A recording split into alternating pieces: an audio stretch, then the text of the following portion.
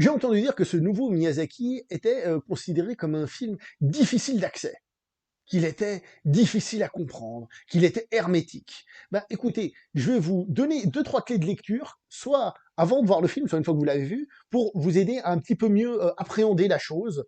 Donc, on se retrouve après quelques images et on en discute. C'est parti.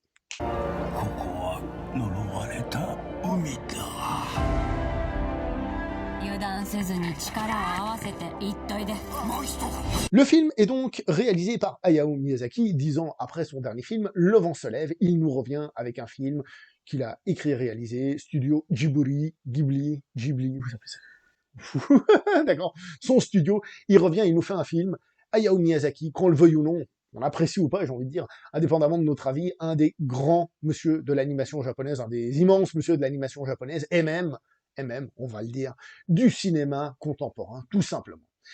Il nous revient avec un film qui est l'adaptation d'un livre. Alors, ce n'est pas du tout la première fois que Miyazaki adapte un livre, vraiment pas, mais encore une fois, ce qui est intéressant quand on regarde ce film, c'est qu'on est vraiment devant un film de Miyazaki. On sent qu'on est dans son histoire à lui.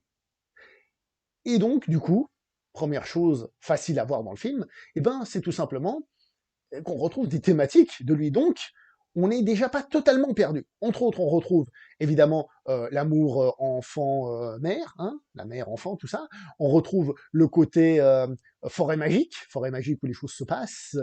Et on retrouve une thématique très présente dans ces films, c'est l'évolution. Le passage de l'enfance à l'adolescence, de l'adolescence à l'âge adulte, le fait de progresser, le fait de passer un cap, d'aller plus loin. Donc tout ça, on le retrouve déjà dans le film, donc on n'est pas totalement largué si on connaît un petit peu le cinéma de Miyazaki. Une des choses qui me fait dire, entre autres, que c'est un film très Miyazaki, au-delà du fait que c'est un film très Miyazaki tout court, c'est tout simplement que le film est en partie autobiographique. Il s'inspire de sa propre vie. J'ai un peu envie de dire qu'il nous fait un peu comme Spielberg. Spielberg a fait The Fablesman, dans lequel il racontait sa vie, mais indirectement, puis il l'appelait pas Spielberg, il l'appelait Fableman, histoire de, voilà, histoire de, hein. Eh ben, ici, Miyazaki fait un peu pareil. C'est-à-dire, il va s'inspirer de sa vie, mais ce n'est pas une autobiographie. Comme Spielberg, ce n'était pas totalement une autobiographie. Et ce qui est intéressant, c'est que le film de Spielberg était très Spielbergien, et ben celui-ci, il est très Miyazakien, j'ai envie de dire. C'est-à-dire, on sent que ça reste un film de son auteur. Mais aussi peut-être un film de son auteur qui a vécu, qui a passé plusieurs étapes, qui a plusieurs, comment dire ça, qui a mûri, tout simplement. Miyazaki, on le sait, hein, c'est 50 millions de fois sa retraite, c'est mon dernier film, et hop, et il revient, pour notre plus grand bonheur, hein, en règle générale, même si on peut ne pas apprécier tous ses films, mais bon, quand un type aussi bon revient, en règle générale, on tire pas trop la gueule, voilà. Parmi les éléments biographiques de la vie de Miyazaki qu'on a dans ce film, il y a, entre autres, l'espace-temps dans lequel se passe ce film, puisqu'il se passe durant la guerre mondiale. Il se passe durant la guerre mondiale. Miyazaki a connu tout ça, hein, toute cette période-là. Le père du personnage principal, comme celui de Miyazaki, est quelqu'un qui vend des avions à l'armée japonaise. Ce qui amène plusieurs choses. Alors déjà que le personnage du film comme Miyazaki ont vécu de manière plutôt aisée, parce que forcément ça se vendait bien à cette époque-là. On a aussi tout l'aspect guerre mondiale, et donc tout l'aspect, j'ai envie de dire, honte, tristesse d'avoir servi des pas gentils. Hein. Je sais que pendant la guerre, il n'y a pas beaucoup de gentils, mais il y a des plus pas gentils que d'autres. Et les Japonais, c'était pas ce qu'il y avait de plus glorieux pendant la guerre mondiale, on va pas se mentir. Donc, il y a cet aspect-là qui est présent. Et il y a un autre aspect qui est très important dans le film, c'est le personnage de la mère. La mère de Miyazaki est décédée d'une maladie, là elle décède autrement dans un incendie, c'est le début du film, je ne vous spoil rien, hein, sachez-le. Hein. Mais donc du coup, on retrouve cet aspect-là. Et donc du coup, tout le dilemme du personnage, tout ce qu'il a vécu, sonne vrai. Parce que ça nous fait penser à ce qu'a dû surmonter Miyazaki lui-même. On a l'impression vraiment qu'il se livre à nous, qu'il se livre à nous de manière très cinématographique, comme il sait le faire en tant que cinéaste, en tant que quelqu'un qui s'exprime à travers le cinéma, mais il se livre à nous. Et ça, je trouve ça cool. Donc d'un côté, on a cet aspect autobiographique qui nous aide à cerner certaines choses, et d'un autre côté, les thèmes de Miyazaki qui sont toujours présents. Autre clé intéressante pour comprendre le film, c'est la traduction du titre du livre duquel il est tiré, mais aussi la traduction, la vraie traduction de son titre japonais. Alors, d'après ce que j'ai trouvé, le titre japonais du film signifierait « Et vous, comment vivez-vous » Et ça, c'est très intéressant, parce que ça sous-entend deux choses. Vivre comment vous vivez. Mais aussi, si vous, vous vivez, je vous pose la question, est-ce que moi, je vis? Est-ce que je vis bien? Est-ce que je vis tout court? Ça fait partie des thématiques du film. Donc déjà, le titre du film en lui-même, c'est déjà une clé sur l'objectif du film, sur la direction du film. Que le titre français et international, je ne dis pas qu'il est mauvais, mais il est un petit peu passe-partout, on va pas se mentir. Ensuite, le film, il va partir dans le film, on va dire, d'aventure, un peu type fantasy, encore une fois, très Miyazaki, hein, c'est là qu'on retrouve tout ça, hein, on pense au Voyage de Chihiro, Mononoke, tout ce que vous voulez, on retrouve tout ce côté aventureux, avec ce côté magique, ces créatures, ces couleurs, et on part un peu dans tous les sens, c'est tout ce qu'on aime bien. C'est là où le film est peut-être le plus difficile d'accès, peut-être le plus hermétique. Alors, comme ça, je vous avoue que ça demande en effet une révision, analyse, ou si peut-être en ayant certaines références plus japonaises par rapport au folklore japonais, hein, j'ai envie de dire. Mais globalement, on voit encore une fois que ce sont des épreuves que va vivre le personnage pour évoluer, comme je vous ai dit, passage de l'enfance à l'adolescence, etc. Euh, c'est un voyage.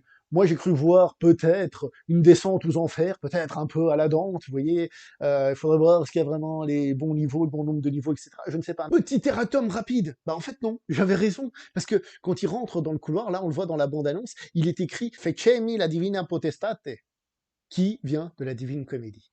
Donc non, j'avais raison, c'est bien ça. Je vous donnerai tout.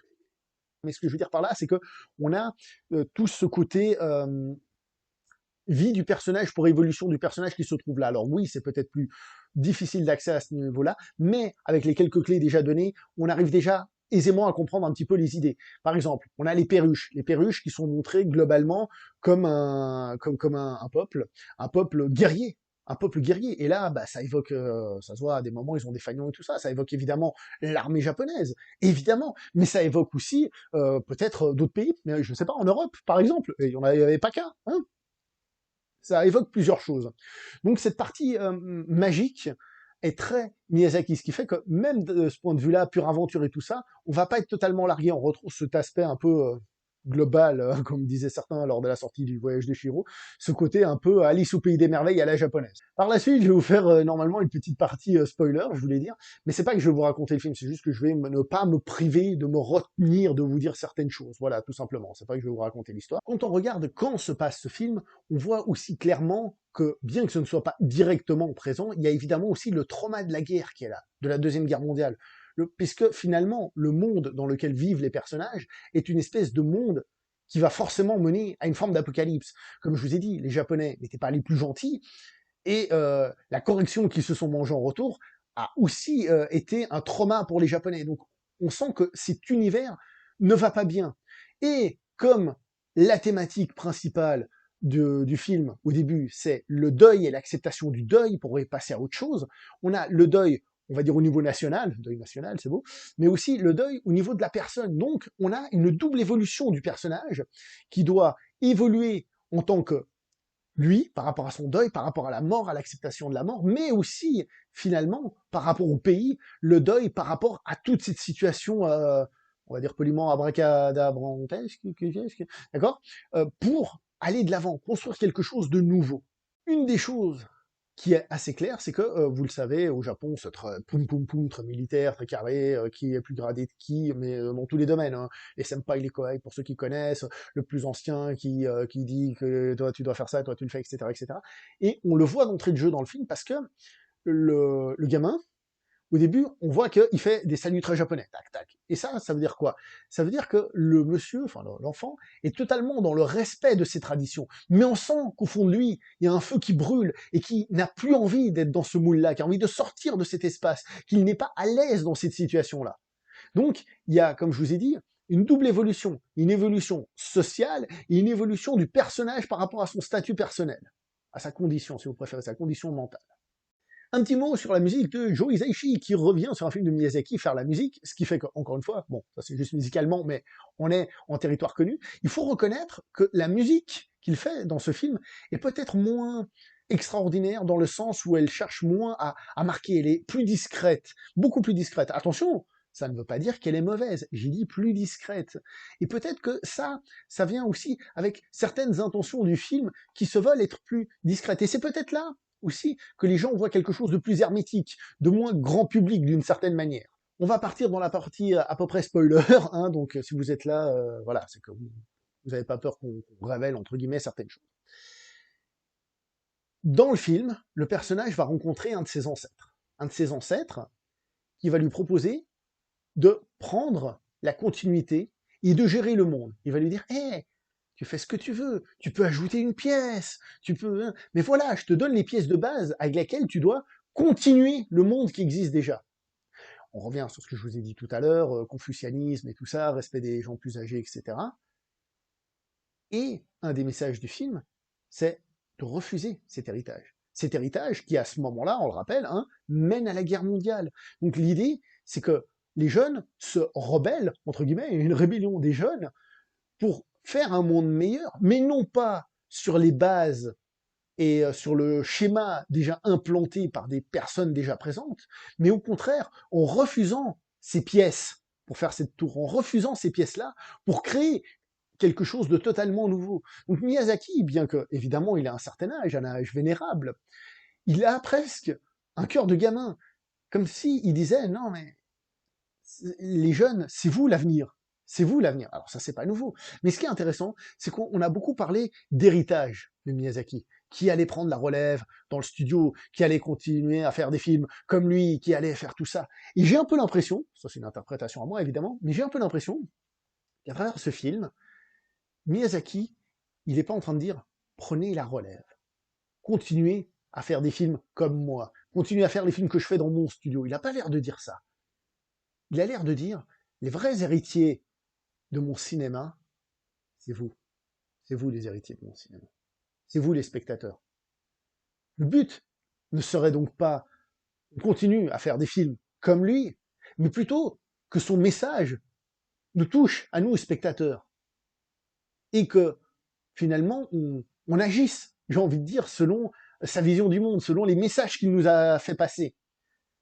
J'ai vraiment eu cette impression que le but n'était pas de trouver un héritier, on va dire, tangible pour faire du matériel, mais plutôt un héritage culturel qu'il a envie de transmettre au Japon et peut-être à travers le monde.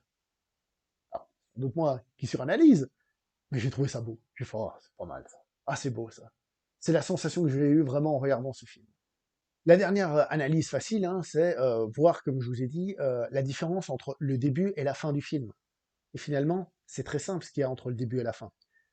Au début, il quitte Tokyo pour aller à la campagne, il est triste du décès de sa mère, et bon, bah, il courbe les chines, hein, mais il ne croit pas à cette nouvelle famille et tout ça. Avec son père, on voit que, bien que son père l'aime, le courant n'a pas l'air de passer. Et la fin du film, c'est quoi? Qu'est-ce qu'on voit à la fin du film?